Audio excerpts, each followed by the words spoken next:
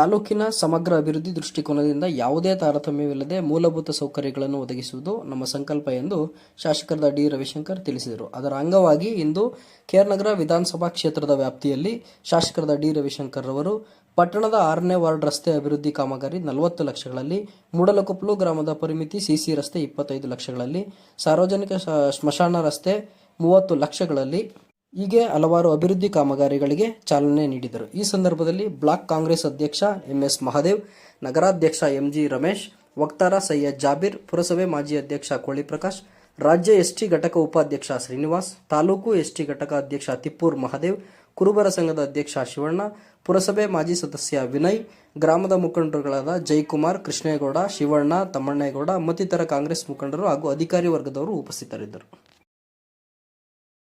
ಬೀಜೋತ್ಸವ ಪ್ರಾರಂಭ ಆಗಿ ಅಲ್ಲಿ ಒಂದು ಪೂಜೆ ಮಾಡಿ, ಜೊತೆಗೆ ಮಾರಮ್ಮ ದೇವಸ್ಥಾನ ಹತ್ರ ಅಲ್ಲೂ ಕೂಡ ಗುದ್ದಲಿ ಪೂಜೆ ಮಾಡಿ, ಕೊನೆಯದಾಗಿ ಅಂತಿಮವಾಗಿ ಮೂಡಲಕೊಪ್ಪಲು ಗ್ರಾಮದಲ್ಲಿ ಇವತ್ತು ಗುದ್ದಲಿ ಪೂಜೆಯನ್ನ ಮಾಡಿ ಈ ಒಂದು ಕಾರ್ಯಕ್ರಮದಲ್ಲಿ, ಸಭೆಯ ಕಾರ್ಯಕ್ರಮದಲ್ಲಿ ಭಾಗಿಯಾಗಿದ್ದೇವೆ.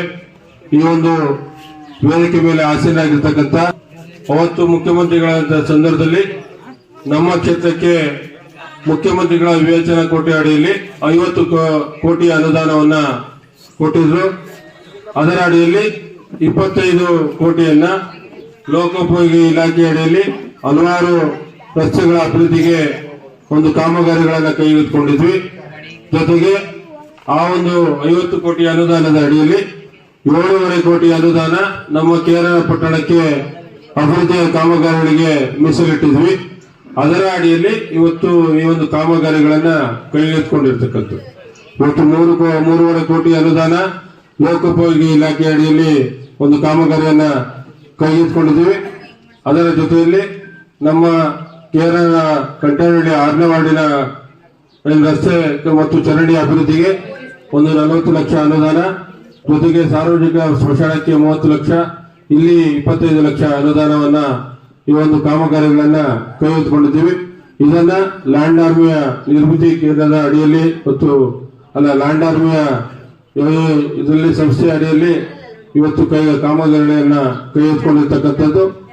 ಇವತ್ತು ನಮ್ಮ ಮೂಡಲಕೊಪ್ಪಲು ಗ್ರಾಮದಲ್ಲಿ ರಸ್ತೆಗೆ ಅನುದಾನವನ್ನು ಹಾಕಿದ್ದೀವಿ.